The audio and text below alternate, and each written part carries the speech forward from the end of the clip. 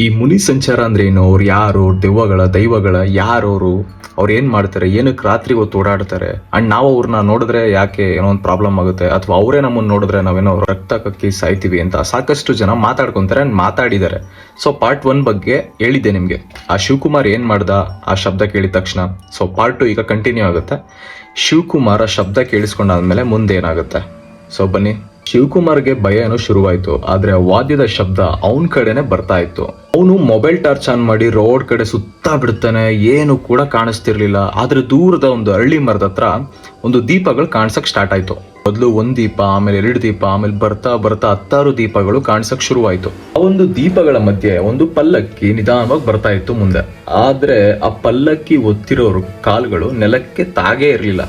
ಓಕೆನಾ, ನೆಲಕ್ಕೆ ಟಚ್ ಕೂಡ ಆಗಿರ್ಲಿಲ್ಲ. ಇದನ್ನ ನೋಡಿ ಶಿವಕುಮಾರು ಓಡೋಗ್ ಟ್ರೈ ಮಾಡ್ದ. ಆದ್ರೆ ಶಿವಕುಮಾರ್ ಹತ್ತತ್ರ ಪಲ್ಲಕ್ಕಿ ಇನ್ನೇನ್ ಬರ್ತಾ ಇದೆ. ಆದ್ರೆ ಹಿಂದೆಗಡೆ ಸ್ವಲ್ಪ ಅಸ್ಥಿ ಪಂಜರಗಳ ತರ ವ್ಯಕ್ತಿಗಳು ಯಾರೋ ಕಾಣಿಸ್ತಾ ಇದ್ರಂತ. ಅವುಗಳ ಕೈಯಲ್ಲಿ ಒಂಥರ ವಿಚಿತ್ರವಾದ ವಾದ್ಯಗಳು. ಆಮೇಲೆ ನೆಕ್ಸ್ಟ್ ಎಲ್ಲರೂ ಒಂದೇ ದಿಕ್ಕಲ್ಲಿ ನಡ್ಕೊಂಡು ಹೋಗ್ತಾ ಇರ್ತಾರೆ. ನಮ್ ಶಿವಕುಮಾರು ಕಣ್ಣು ಮುಚ್ಕೊಂಡು ಎಲ್ಲಾ ದೇವ್ರುಗಳನ್ನ ನೆನೆಸ್ಕೊಂಡು ಬೇಡ್ಕೊಂತ ಇರ್ತಾನೆ. ಆದ್ರೆ ಆ ವಾದ್ಯದ ಶಬ್ದ ನಿಧಾನ ಕಮ್ಮಿ ಆಗುತ್ತೆ. ಕಣ್ ಬಿಡ್ತಾನೆ.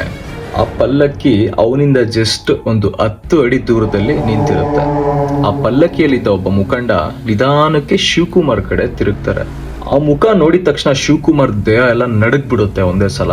ಅಂಡ್ ಆ ಮುಖ ಕೂಡ ಅವನಿಗೆ ಪರಿಚಯ ಇರುತ್ತೆ. ಅವನದೇ ಮನೆಯಲ್ಲಿ ಒಂದು ಹಳೇ ಫೋಟೋ ಇರುತ್ತೆ. ಆ ಫೋಟೋದಲ್ಲಿ ನೋಡಿರ್ತಾನೆ ಶಿವಕುಮಾರ್. ಆದ್ರೆ ಆ ವ್ಯಕ್ತಿ 30 ವರ್ಷಗಳ ಹಿಂದೆನೆ ಸತ್ತಿರ್ತಾನೆ. ಹೇಗ್ ಬಂತು ಆ ಫೋಟೋ ಅವನ ಮನೆಗೆ, ಆ ವ್ಯಕ್ತಿ ಯಾರು, ಅಂಡ್ ಆ ಪಲ್ಲಕ್ಕಿಯಲ್ಲಿ ಮುಖಂಡ ಯಾಕಾಗಿದ್ದ ಅವನು, ಅಂಡ್ ಅವನು ಆ ಪಲ್ಲಕ್ಕಿಯಲ್ಲಿ ಮುಖಂಡ ಆಗಿ ಅವನ ಕೆಲಸ ಏನ್ ಮಾಡ್ತಿರ್ತಾನೆ, ಅದ್ರ ಸುತ್ತ ಇದ್ದಿದ್ದು ಒಂದು ಆತ್ಮಗಳು ಯಾವುವು ಏನು, ಪ್ರತಿಯೊಂದು ಪಾರ್ಟ್ 3 ನಲ್ಲಿ ಬರುತ್ತೆ. ಸೊ ತುಂಬಾನೇ ಮಿಸ್ಟೀರಿಯಸ್ ಆಗಿರುತ್ತೆ, ಸಸ್ಪೆನ್ಸ್ ಆಗಿರುತ್ತೆ. ಮಿಸ್ ಮಾಡ್ಕೊಳಕ್ ಹೋಗ್ಬಿಡಿ. ಸೊ ಹೊಸಬ್ರಾಗಿದ್ರೆ ಅಕೌಂಟ್ನ ಫಾಲೋ ಮಾಡ್ಕೊಳ್ಳಿ. ಅಂಡ್ ಇದೇ ತರ ಹೊಸ ಕಂಟೆಂಟ್ಗಳು ಬರ್ತಾನೆ ಇರುತ್ತೆ. ಅಂಡ್ ಯೂಟ್ಯೂಬ್ ಚಾನಲ್ ಲಿಂಕ್ ಹಾಕಿರ್ತೀನಿ ಬಯೋದಲ್ಲಿ, ಸಬ್ಸ್ಕ್ರೈಬ್ ಆಗಿ.